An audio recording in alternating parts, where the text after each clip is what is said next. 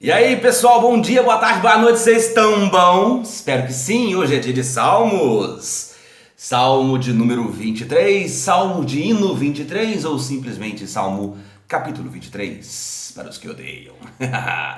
Enfim, vamos lá. Hoje eu vou fazer um pouquinho diferente do que geralmente eu faço, onde geralmente eu faço a leitura e algum entendimento meu. Dessa vez eu vou fazer as anotações primeiro, porque o salmo é pequenininho, são apenas 6 versos. Então nós vamos primeiro frisar as anotações, o cenário sobre o qual se discorre o salmo de número 23, e aí, à medida que a gente pinta o cenário, a gente coloca o salmo junto com o cenário posto. Tendo esclarecido isto, sigamos a leitura de Salmo 23. As técnicas de pastoreio utilizadas como referências para Davi escrever o Salmo 23 são utilizadas até hoje pelos beduínos e algumas tribos de origem árabe. Devido ao clima seco e poucas passagens, ficam razoavelmente distantes dos currais onde as ovelhas pernoiteiam. As águas de certos oásis que aparecem no meio dessas regiões desérticas serviam muitas vezes a Davi e a seu rebanho e, claro, a outros pastores também. Diariamente, os pastores deveriam preparar as ovelhas para atravessarem o deserto, para chegarem ao oásis antes do sol se tornar escaldante. Imagina, deserto. Esta caminhada poderia durar horas e deveria ser enfrentada diariamente, ida e volta. As ovelhas se acostumam tanto com seus pastores que, em casos de troca do pastor, as tais ovelhas recusam água ou até a comida oferecidas pelo novo pastor, que ainda lhes é estranho. Por essa razão, as ovelhas adultas geralmente eram vendidas a matadouros e não a novos pastores, pela sua falta de adaptação, por melhores que elas sejam tratadas. Quando a necessidade de troca de pastor se fazia presente, um copastor era posto junto ao primeiro pastor, para que as ovelhas se acostumassem com esse novo pastor na presença do pastor já consagrado pelas ovelhas, para que quando houvesse a ausência definitiva do primeiro pastor, não houvesse esse problema de adaptação de forma tão grave, tão agressiva. Como pode ser visto, a relação pastor-ovelha é bem mais forte do que poderíamos imaginar. Daí a beleza poética de os filhos de Deus poderem chamar o Deus Altíssimo de o meu pastor, aquele que garante que nada nos faltará. No aramaico, a língua original do texto, a primeira parte do verso poderia ser lido como o Senhor, vírgula, o meu pastor. Não apenas o Senhor é o meu pastor, mas Senhor, vírgula, como um aposto, explicação de quem é este Senhor a quem eu me refiro, ao quem eu me refiro. Senhor, vírgula, o meu pastor. Como pronome de tratamento e a segunda parte, nada me faltará, poderia ser lido de maneira mais precisa como de nada sentirei falta. Não significando que haverei esbanjamento de coisas terrenas, mas que não vai me faltar nada. Você já reparou que por mais difíceis que sejam nossas circunstâncias, e nisso eu posso falar claramente por mim, às vezes uma falta de uma abundância que a gente gostaria de ter em certas áreas da vida, mas o teto para dormir está aqui, a comida está na geladeira, ou no fogão, ou na barriga já, né? As contas estão pagas, a família está presente, amigos estão aí, a gente não tem falta de nada. Poderíamos ter mais coisas? Até poderíamos, mas a gente não tem falta de nada. Eu acho linda a forma como Deus nos completa. Ovelhas não têm defesas naturais muito fortes como garras, venenos ou presas. São tão amedrontadas que chegam a se assustar com suas próprias sombras nas águas. Ou barulhos das correntes muitas vezes poderiam... o barulho das correntes poderia muitas vezes elas poderiam passar sede em frente às próprias águas por medo dos barulhos das correntezas. E por isso que após a estafante caminhada pelo deserto, o pastor deveria conduzi-las às águas de descanso, ou seja, águas que seriam calmas. o suficiente para não assustá-las e que saciassem a sua sede. Imagina um tipo de animal que, em frente a uma quantidade enorme de águas, pode morrer de sede apenas por medo. Esse comportamento é muito similar ao nosso em alguns momentos. Peças podem, quantas vezes a gente pode perder a oportunidade de amor, carinho ou até de vitória em certas áreas da vida apenas por conta de medo. Medo de amar, medo de servir, medo de se arriscar, medo de Deus. São como ovelhas, sedentas, porém medrosas, sendo infelizes de tanto quererem ser felizes. Em algumas circunstâncias, o pastor deve pegar a água com suas próprias mãos e levá-la à boca das ovelhas. Tamanho o medo que algumas têm.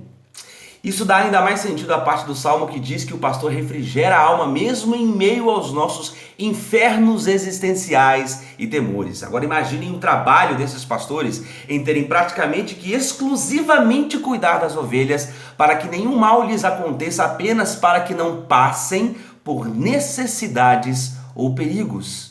São castigados diariamente pelo sol escaldante no deserto, não ostentam roupas belas e seu esforço em fazer tudo que faz é imenso. Entretanto, isso não os impede de executarem o seu pastoreio diariamente. Salmo 23, verso 1. O Senhor é o meu pastor. Lembra? Senhor, o meu pastor. Nada me faltará, de nada terei falta. 2. Ele me faz repousar em pastos verdejantes. Leva-me para junto das águas de descanso. Ou algumas traduções, águas tranquilas. Esse comportamento dos pastores ilustra muito bem algumas comparações que Cristo faz entre sua pessoa e a figura de um pastor de ovelhas. Veja agora como toda essa profundidade relacional é explicada as palavras de Cristo ao dizer: eu sou o bom pastor. O bom pastor dá a vida pelas suas ovelhas. João 10, 11. Sendo as pessoas de sua época basicamente artesãos e pastores, eles entendiam muito bem essa figura utilizada por si mesmo para falar de seu ministério, próprio Jesus. Sendo o sol diurno dos desertos muito escaldante e as noites extremamente geladas, é provavelmente no retorno do oásis que Davi provavelmente imaginou-se ao dizer: ele guia-me pelas veredas da justiça por amor de teu nome. Isso quer dizer que ele me leva por caminhos retos, não tortuosos. A segurança em voltar ao lar. Entretanto, o texto abre espaço para caminho difícil, apesar da segurança oferecido pelo pastor, pois existe a possibilidade de andar pelo vale da sombra da morte. Provavelmente essa expressão seja uma região literal de relevo muito comum na região de habitação da família do pai de Davi, que era uma região cheia de locais perigosos, com pedras, falésias, espaços para esconderijos de animais, predadores, além de outros problemas que já podem ser imaginados nesse tipo de relevo, no frio do final da tarde, de um deserto como esse. Por isso o nome Vale da Sombra da Morte, local onde há constante risco de vida, onde esse risco de vida te segue como a sua própria sombra.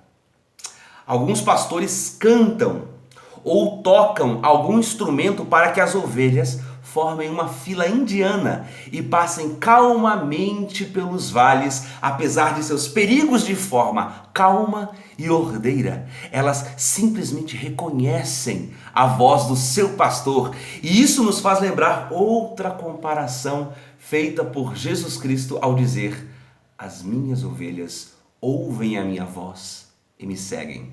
João 10, 27. Fenomenal, né? E se uma ovelha se desviasse, se prendesse ou caísse em algum buraco, os pastores usavam um instrumento chamado cajado. O cajado poderia ter 3 funções e 2 delas estão mencionadas no Salmo. Daí a expressão, a tua vara e o teu cajado me consolam. Vara e cajado, ou algumas traduções, vara e bordão. Vamos ler já já, calma aí. A vara servia para tocar as ovelhas, principalmente se algumas começassem a se desviar, porque o pastor batia nelas, né, na ovelha desobediente, fazendo-a voltar ao grupo. Na ponta da vara havia um gancho, que quando a ovelha caía em algum lugar fora do alcance do braço do próprio pastor, ele utilizava também, né, esse gancho, né, para poder literalmente pescar sua ovelha de volta, puxar a bichinha. O braço não vai, vai o cajado. Na ponta do cajado também havia um encaixe, que caso fosse necessário usá-lo contra algum predador. Esse encaixe, quando desencaixava, tinha uma lança afiadíssima.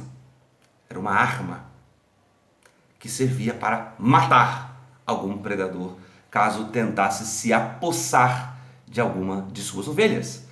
Como é possível ver, o mesmo instrumento tem função de proteção através da lança, salvadora através do cajado e disciplinar através da vara.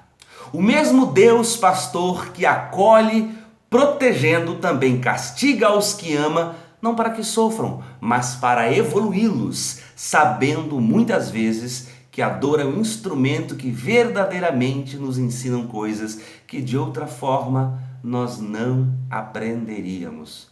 Tá se identificando aí, queridão? Que eu tô, tá? Que dinâmica a vida tem, né? Sofrendo demais, a gente desfalece. De menos, a gente perde a noção real daquilo que é bom e daquilo que é mal.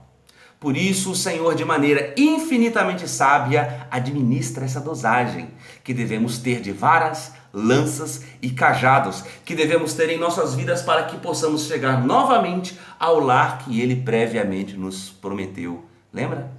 Vou preparar-vos lugar. João 14, 2, na parte C, terceira parte do verso. São apenas 3 afirmações nesse verso. Quando o pastor está chegando com as ovelhas ao lar, ele dá a elas a última refeição antes de dormirem. Vamos ao texto. 2. Ele me faz repousar em pastos verdejantes, leva-me para junto de águas de descanso, águas tranquilas. Refrigera minha alma, guia-me pelas veredas da justiça por amor ao teu nome. Veredas da justiça. Ainda que eu andasse pelo vale da sombra da morte, não temerei mal algum, porque tu estás comigo, o teu bordão, ou a tua vara, e o teu cajado me consolam. Percebe que quando você desenha o cenário, o verso ele expande, porque o que é que o escritor estava vendo para poder ter a imaginação e escrever o que escreveu? Para você tentar se aproximar ao máximo da profundidade do escritor, você também precisa ver o cenário que ele estava vendo, para então poder imaginar o que ele sentiu quando escreveu o que escreveu. Então, como estávamos dizendo antes, quando o pastor está chegando com as ovelhas ao lar, ele dá a elas uma última refeição antes de dormirem.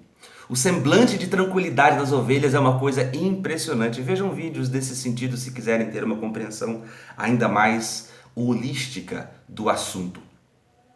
Porém, antes disso, o último trabalho deve ser feito. O pastor tem que trabalhar mais uma vezinha. Além de dar comida, uma recontagem das ovelhas.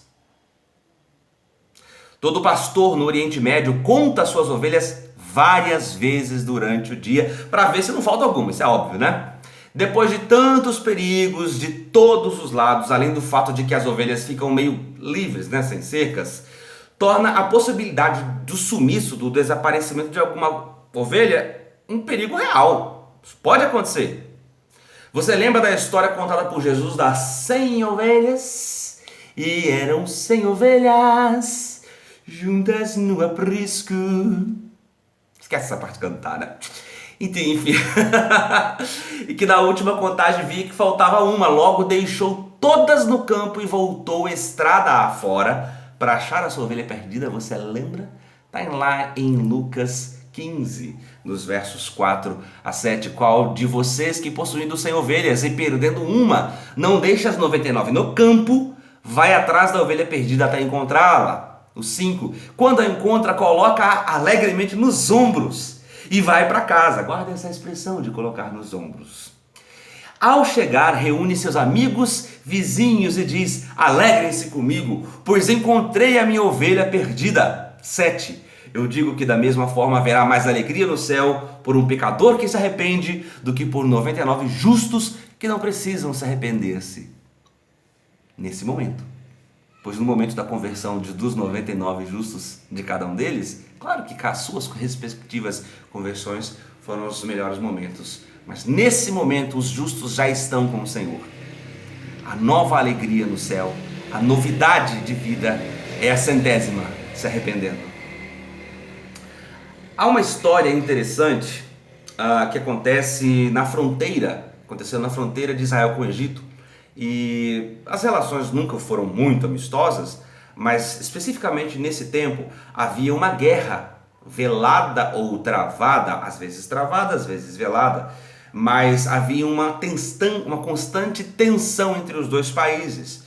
E havia um ônibus cheio de turistas que foram para conhecer o monastério de Santa Catarina e o Monte Sinai. Os dois locais eles ficam na mesma região dentro do território egípcio. Aí o que acontece? O líder, o guia desses turistas pede ao motorista que eles parem um minuto, porque eles estavam vendo uma coisa que lhes chamava muito a atenção, que era o fato de verem a atividade pastoril. Muitos pastores, muitas ovelhas, certo? Cada pastor com o seu rebanho à sua volta.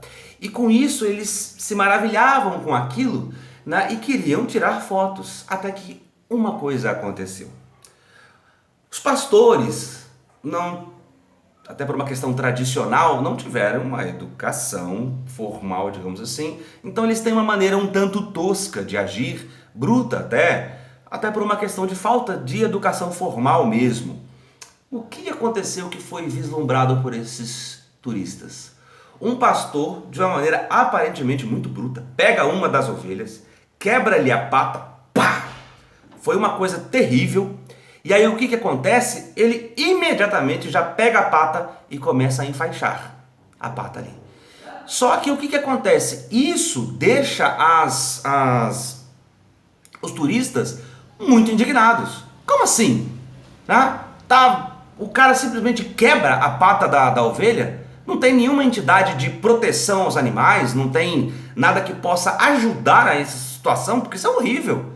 E aí o que acontece? Eles começaram a inquirir o guia turístico a respeito disso. Pois o guia turístico desceu ali do ônibus, foi até o pastor e foi em árabe perguntar-lhe o que estava acontecendo. Quando então, de uma maneira muito gesticulada, muito típica desse povo do Oriente Médio, o pastor contou-lhe toda a história, quando então o guia veio contar a história para então os turistas terminarem, de compreender o que é que estava acontecendo. E a história era o seguinte: aquela ovelha era uma ovelha muito travessa, muito rebelde, desobediente. Houve uma vez em que ela ficou 3 dias desaparecida, completamente desaparecida. E ela voltava cheia de carrapichos, com sua lã totalmente deformada, que dava muito mais trabalho. Certa vez ela ficou perdida por algumas horas e esse pastor pediu a ajuda de um outro pastor para ir correndo atrás dessa ovelha perdida e ela quase foi picada por uma cobra. Então você pensa, o custo de veterinário, o custo de cuidado. Esse pastor foi por várias vezes recomendado a vender esta ovelha para o abatedouro. Portanto, esta ovelha corria risco de morte, perder a sua vida. E aí o que acontece? Por uma questão de salvar a vida dessa própria ovelha, o pastor quebra-lhe a pata e logo em seguida a sela, faz uma selagem, cuida daquela pata. Só que isso tem uma consequência terrível para o custo do próprio pastor. Maravilhem-se com isso. Para o resto da viagem, o pastor tem que levar esta ovelha nos ombros. Isso é um custo gigantesco de esforço físico para o próprio pastor. Sim, é isso que acontece. Então, quantas vezes Deus tem que nos carregar nos braços e você sentiu que talvez Deus tenha lhe quebrado as pernas, mas foi necessário, porque do contrário, você ia para baixo, certo? Então, às vezes é necessária uma compreensão de nossa parte, porque talvez se nós tivéssemos o olhar de Deus, o amor de Deus, soubéssemos o que Deus sabe e pudéssemos fazer o que Deus pode fazer, nós tomaríamos as exatas mesmas decisões que Ele tem tomado sobre nós, pela nossa própria segurança. Fantástico, né? São só 6 versos. Olha quantas mensagens podemos tirar disso tudo. O 5º verso, o penúltimo verso diz: preparas-me uma mesa na presença dos meus adversários. Unges-me a cabeça com óleo e o meu cálice transborda. Cada coisa aqui tem um significado na minha compreensão. Preparas-me uma mesa. Portanto, a mesa está sendo preparada para quem? Para mim, certo? É ele falando com o Senhor, pastor dele, certo? A mesa é para mim. Quem que vai estar lá? Na presença dos meus adversários? Por quê? Aqui tem uma dupla função. Primeiro, a mesa é para mim, portanto os meus inimigos ou os meus adversários estão à minha volta, comendo da minha comida, porque eu posso dar-lhes provisão. Segundo, função diplomática. Na eventualidade de paz, quem será o instrumento de paz? Serei eu. Na presença dos meus adversários, há uma mesa onde eu lhes sirvo. Meus inimigos comem da minha comida, e eu dou esta comida que é minha aos meus inimigos. Olha quanta coisa se dá para tirar. Esta última parte tem mais um estudo fenomenal. Unges-me a cabeça com óleo e o meu cálice transborda. Quantas coisas podemos tirar só da parte da unção? No Antigo Testamento encontramos o uso de óleo para ungir objetos, se eram de uma forma de consagrar os objetos para o culto.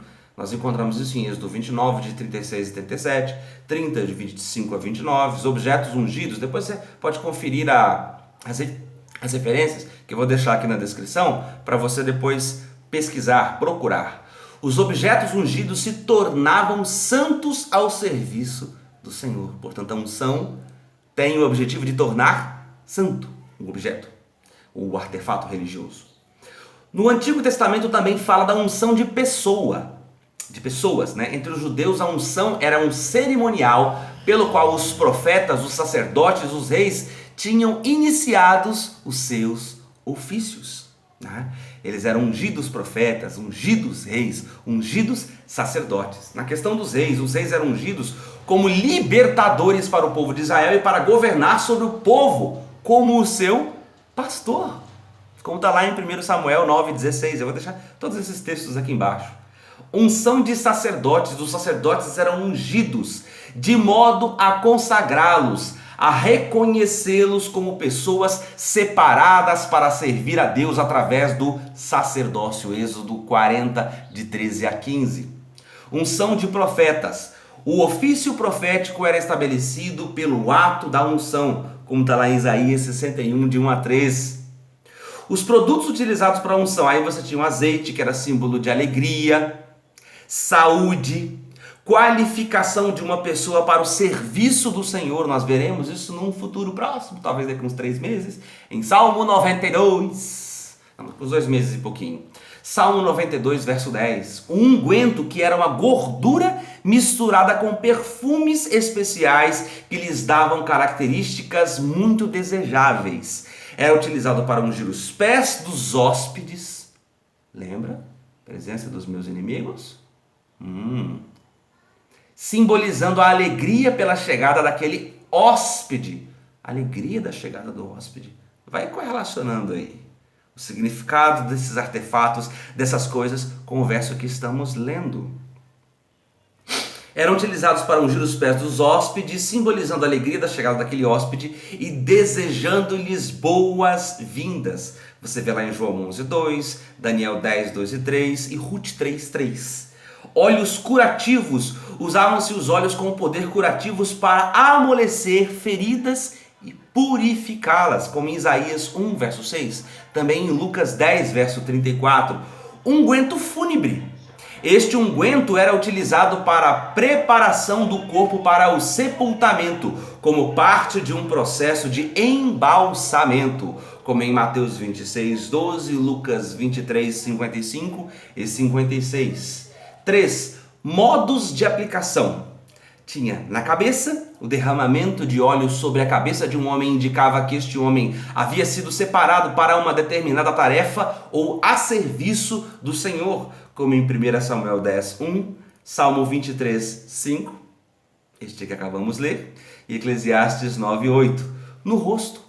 A unção do óleo no rosto tinha como objetivo a hidratação, a proteção contra as forças da natureza. Esse sim, daqui a 3 meses, em Salmo 104:15.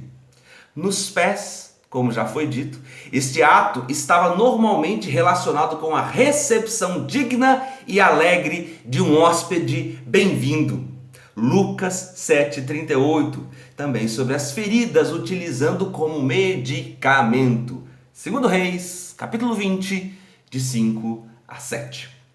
A prática dos apóstolos do Senhor Jesus no Evangelho de Marcos, capítulo 7, nos versos 12 e 13, está escrito: chamou os 12 discípulos, começou a enviá-los 2 a 2 e dava-lhes poder sobre espíritos maus. Então os discípulos partiram e pregaram para que pessoas se convertessem. Expulsavam muitos demônios e curavam muitos doentes, ungindo-os com óleo. A expulsão dos demônios e a cura milagrosa de muitos enfermos eram acompanhadas da unção com óleo. Quinta e última observação a respeito só da expressão ungi minha cabeça com óleo. A carta de Tiago, no capítulo 5, nos versos de 14 a 16, diz: alguém de vocês está doente? Mande chamar os presbíteros da igreja para que orem por ele, ungindo-o com óleo, em nome do Senhor. A oração feita com fé salvará o doente. O Senhor o levantará e, se tiver pecado, será perdoado. Confessem mutuamente os próprios pecados e orem uns pelos outros para serem curados. A oração do justo, feita com insistência, tem muita força. Ou simplesmente a oração do justo pode muito em seus efeitos, como na minha tradução diz. A orientação doutrinária é que os doentes sejam ungidos com óleo pelos presbíteros em nome do Senhor. A oração da fé levantará os enfermos e perdoará os pecados. Tanto em Marcos como Tiago, a unção com óleo está relacionada a uma ação de Deus e não aos poderes curativos ou medicinais do óleo em si. Não vou entrar na questão doutrinária se deve ou não fazer isso hoje, tá certo? Eu estou apenas explicando o que se fazia, o que era feito na época e Deus abençoava os que assim faziam e era a orientação de Deus para as pessoas assim. Nesta época mencionada, relendo o verso 5, preparas-me, e agora com a visão total, preparas-me uma mesa na presença dos meus adversários, convidados, lembra? Unges-me a cabeça com óleo, tendo toda essa visão que a gente acabou de dizer, e o meu cálice transborda. As observações sobre o cálice transbordarem são menores, nem por isso menos importantes. Depois de dizer, unges a minha cabeça com óleo, o salmista completa dizendo, o meu cálice transborda. Se o salmista ainda estiver aplicando a metáfora do pastor, então essa expressão faz referência ao cálice de água que as ovelhas tinham à sua disposição no aprisco. Não lhes faltava sustento. Mas se o salmista estiver aplicando a metáfora do anfitrião, o que provavelmente parece o caso aqui, inclusive, então essa expressão indica a provisão abundante que o anfitrião oferece em seu banquete. A ideia é de que a mesa onde os suprimentos estão não não está sendo escasso. Nada há escassez ali. Há abundância de absolutamente tudo. Comida e bebida. De todo o tipo. Muito pelo contrário, né? A ideia de uma mesa onde há fartura, onde o cálice transborda. Existe ainda uma terceira possibilidade de interpretação que eu perscrutei, não achei por pesquisa, mas eu penso que pode também ser uma ideia de que se estamos falando do próprio óleo, logo anteriormente estamos falando do óleo da unção, e agora o cálice está transbordando, pode ser também uma referência ao próprio cálice de óleo da unção. Ou seja, tudo aquilo que significa a unção que nós falamos anteriormente, na observação anterior, ainda haverá mais transbordo. Ou seja, é como se fosse, ele funciona como uma oração adverbial, de intensidade, para tudo que já foi dito antes. Unges-me a cabeça com óleo, e o meu cálice transborda. Pode ser o cálice do próprio óleo, que significa tudo que já falamos. Pode ser o cálice pastoril, da inferência que ele faz como pastor, onde numa região desértica não faltará água para suas ovelhas, ou também um cálice no sentido de bebida e comida, no sentido de que há fartura de absolutamente tudo. 3 significados para a mesma expressão, transbordo do cálice. E todos eles absolutamente completos e complexos. Não são simples. É muito profunda a palavra de Deus. O último verso de Salmo 23. Meu Deus, que salmo fenomenal. Bondade e misericórdia certamente me seguirão todos os dias da minha vida. Habitarei na casa do Senhor para todo sempre. Amém? Habitarei na casa do Senhor para todo sempre, depois da morte? A partir de agora, eu já sou ovelha do Senhor. Então eu já tomo cajadadas do Senhor. E isso é bênção, porque quando eu caio no buraco, Ele me tira de lá. Se eu me desvio, Ele bate na minha perna para eu voltar para o caminho. Que nenhum pai bate em filho que não é seu. E se aparece algum predador, ele desencaixa a ponta e lança em cima do predador, expulsando o perigo de morte sobre a minha vida. Depois leremos, daqui a pouquinho, a respeito do anjo do Senhor que acampa-se ao nosso redor, de todos aqueles que os temem, livrando-os de todos os males. Você pode ver que a palavra de Deus toda, ela é imbricada, ela é entrelaçada. Ela se liga de uma forma tão profunda, Antigo e Novo Testamento, versos e versos, com mais de 40 autores, enfim,